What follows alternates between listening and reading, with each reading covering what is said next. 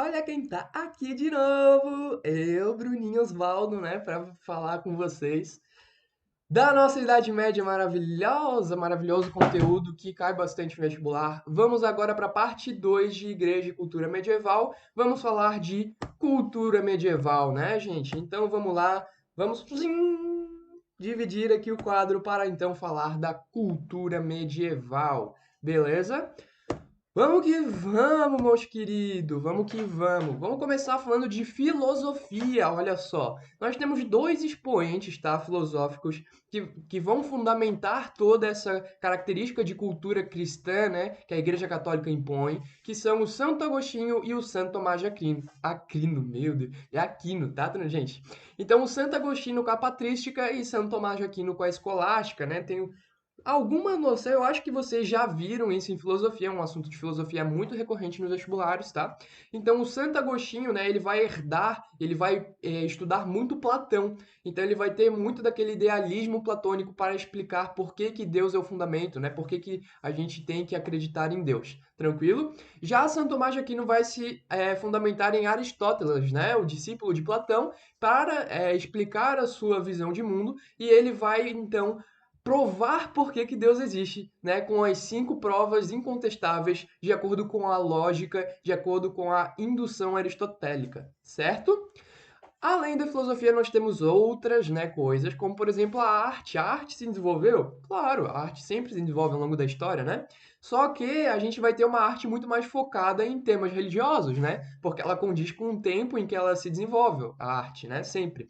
Então a gente vai ter aí, principalmente a arquitetura, né? Sendo muito bem modelada. Então no início, né? No início da Idade Média, quando a gente ainda tinha um pouco de influência românica, né? Influência de Roma, a gente vai ter aí o estilo românico. Percebam, né, o detalhe, a gente tem assim quase que geometricamente, né, o nosso fundamento do nosso castelo, da nossa igreja, certo? A gente tem as abóbadas, né?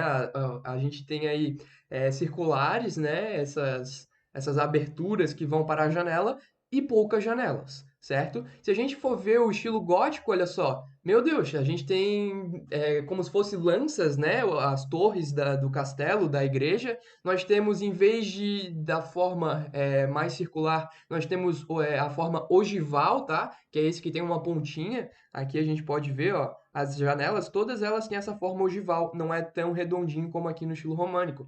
E a gente também tem muito mais janelas, né? E muito mais detalhes. Esse é o estilo gótico, certo? Além disso, nós vamos ter vitrais e iluminuras. O que são vitrais e iluminuras? É isso que vocês estão vendo aí, ó. Vitrais, vidros coloridos que formam imagens, né? Principalmente de fundo religioso, né? Então aqui mostrando Jesus e provavelmente os apóstolos, né? Os discípulos de Jesus. E aqui as iluminuras, que é uma coisa que a gente vai ver principalmente na Baixa Idade Média, tá? Quando a gente vai ter a invenção da imprensa de Gutenberg, tá? Então a gente vai ter aí as iluminuras, elas compondo esses livros, tá? Mas antes mesmo da imprensa de Gutenberg, quando os livros eles vão começar a ser produzidos quase que de forma industrial, na verdade manufatureira, tá? A gente vai ter nos livros que os monges no monastério, você lembra que a gente falou na última aula dos monastérios? Os monges, quando eles traduziam os livros, eles faziam os desenhos, né? Que representavam então a presença divina naquele livro, tá? As iluminuras, que são essas imagens aqui. Tranquilo?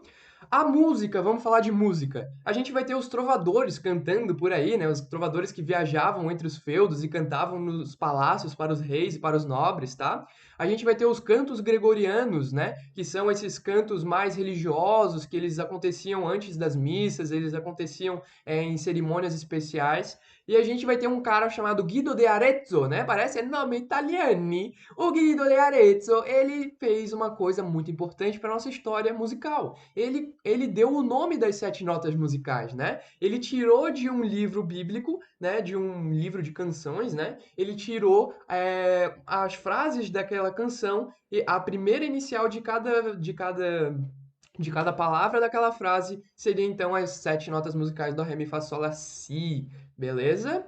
E foi daí que o Guido de Arezzo tirou as 7 notas, beleza?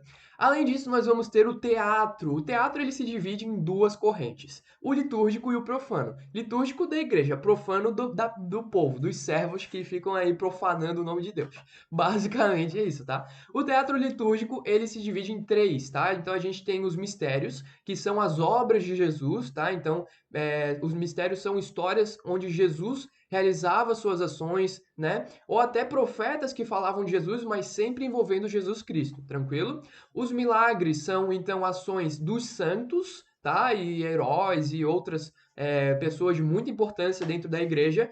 E as moralidades eram peças teatrais menorzinhas, tá? Para ensinar, né, o povo lições de moral, né? Mostrar como Deus é bom e como o ser humano é malvado e por isso nós temos que adorar a Deus, certo? E além disso, nós temos também o teatro profano, onde eram quase que teatros independentes da igreja, né? Onde as pessoas faziam mais obras do cotidiano. Tranquilo?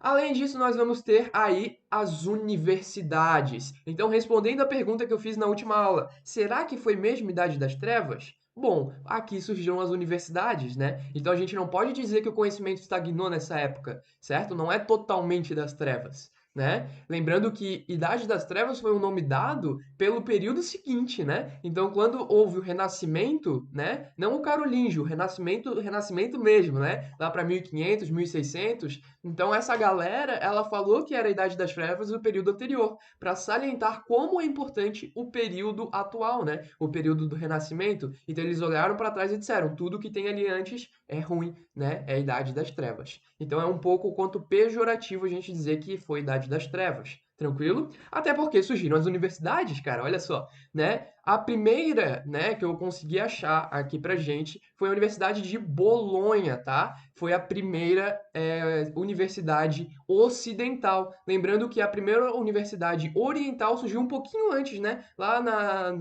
no século 10, tá? Nos anos 950, por aí. Lá no Cairo surgiu uma universidade, tranquilo? Mas a Universidade Ocidental, a primeira, foi a Universidade de Bolonha, que vocês estão vendo aí, certo?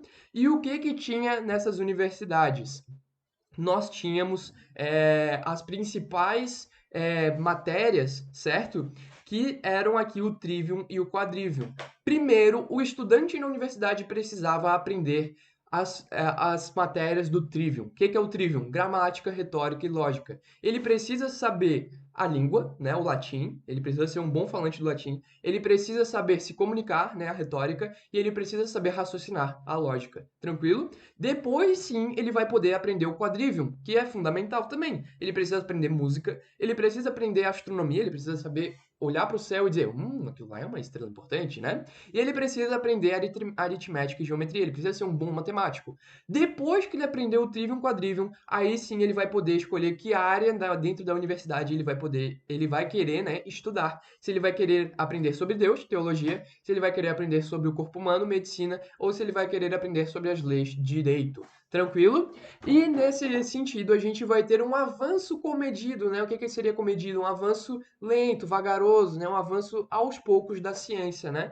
Por mais que, né, por conta da dominação da Igreja Católica, nós tivéssemos uma restrição à liberdade de expressão, uma restrição, né, de pensamento, desenvolvimento da ciência, ainda assim a ciência ela avançou aos poucos, principalmente por conta do contato com os árabes, que trouxeram escritos greco-romanos, tá? E assim foram traduzidos nos monastérios e posteriormente nas universidades, e também por conta de algumas personalidades que fizeram o estudo avançar, como por exemplo Adelardo de Bá e Roger Bacon. Esses dois são os principais nomes, tá? Esses caras, eles fizeram estudos em diversas áreas, né? O Adelardo de Bá, por exemplo, ele fez estudos sobre terremotos, né? O Roger Bacon, ele é um dos precursores do microscópio, né? O Adelardo de Bá também, ele estudou o cérebro humano. Então, vários estudos, assim, em diversas áreas, né? Estudos gerais. E isso favoreceu e de uma maneira ou de outra, contribuiu para a ciência da época e até para a ciência de hoje. Se não fosse esses caras,